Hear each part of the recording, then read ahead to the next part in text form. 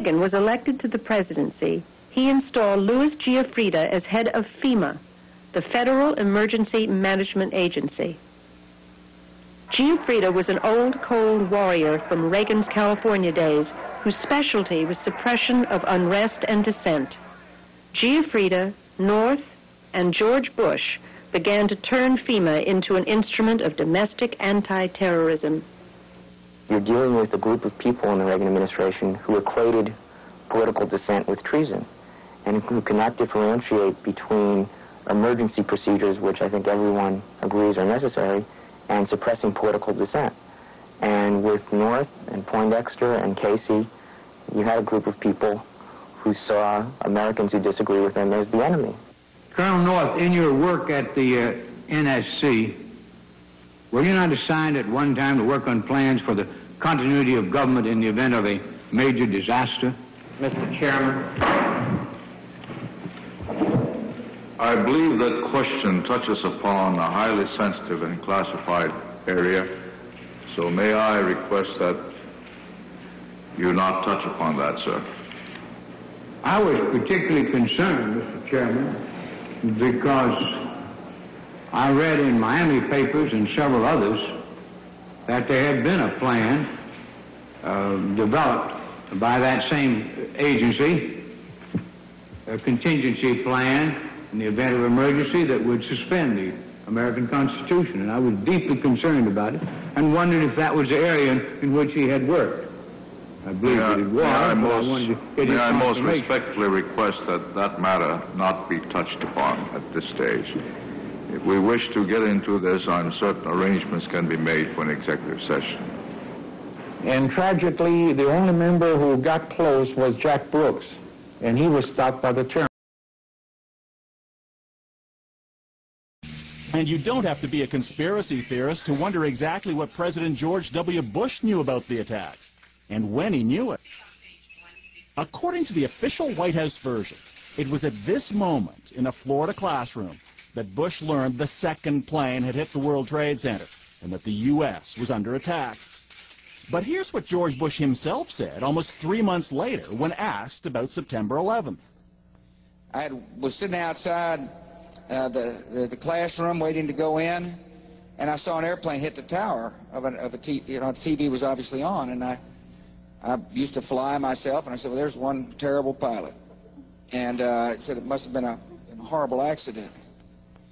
But I was whisked off there. I didn't have much time to think about it. Now, wait a minute. George Bush was told about the second plane while he was inside the classroom. So you just heard him describe seeing the first plane crash on television that day.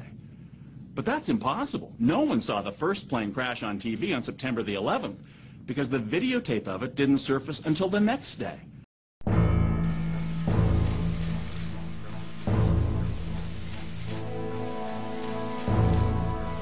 Dr. Rice, would you please rise and raise your right hand? You swear or affirm to tell the truth, the whole truth, and nothing but the truth.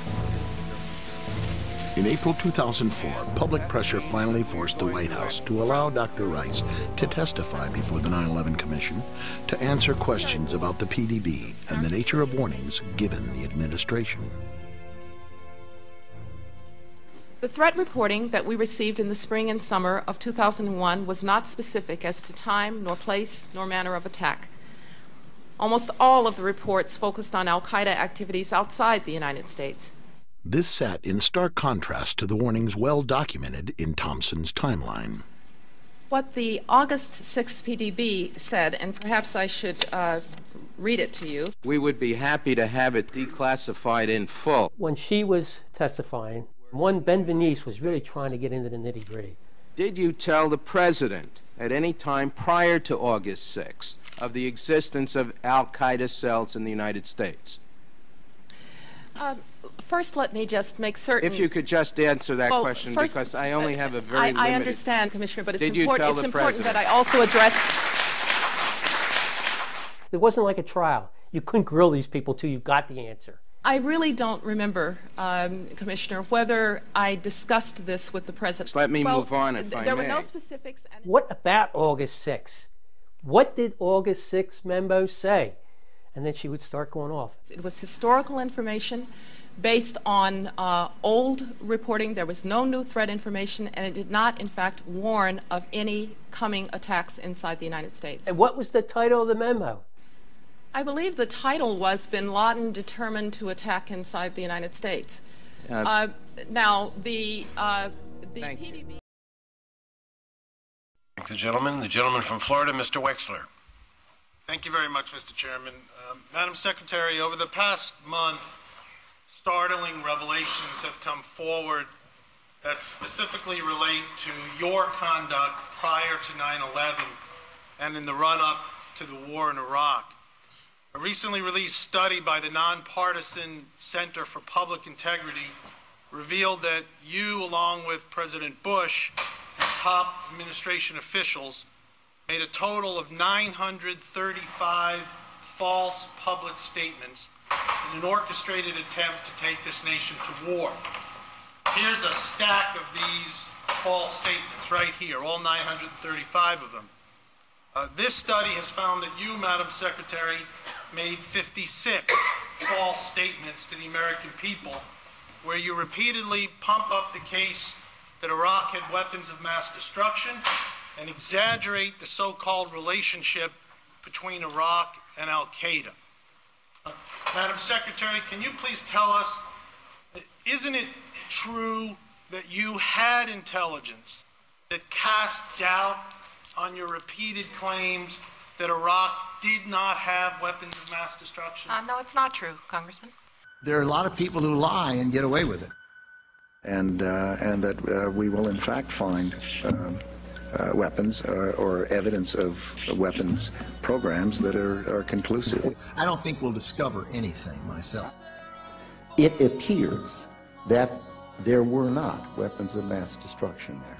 You said you knew where they were. I did not. We know where they are. They're in the area around Tikrit and Baghdad and east, west, south, and north. Well, first of all, I haven't lied. There are a lot of people who lie and get away with it. Talking about lies and your allegation that there was bulletproof evidence of ties between Al-Qaeda and Iraq. Was that a lie? Intelligence gathered by this and other governments leaves no doubt that the Iraqi regime continues to possess and conceal some of the most lethal weapons ever devised. Our people are going to find out the truth, and the truth will say that this intelligence is good intelligence, no doubt in my mind. I don't know anybody that I can think of who has contended that the Iraqis had nuclear weapons. And we believe he has, in fact, reconstituted nuclear weapons. Saddam Hussein is determined to get his hands on a nuclear bomb. We cannot wait for the final proof. He's got him. He's got him. The smoking gun. He's got him. That could come in the form of a mushroom cloud. Colin Powell didn't lie. My colleagues, every statement I make today is backed up by sources, solid sources. These are not assertions. What we're giving you are facts and conclusions based on solid intelligence. He has not developed any significant capability with respect to weapons of mass destruction. He is unable to project conventional power against his neighbors. Our people are going to find out the truth. I have not suggested there's a connection between Iraq and 9/11. You have said in the past that it was, quote, pretty well confirmed. No, I never said that. Okay. I never think said that is... No, it's absolutely not. What I said was, it's been pretty well confirmed that he did go to Prague and he did meet with a senior official of the Iraqi intelligence service.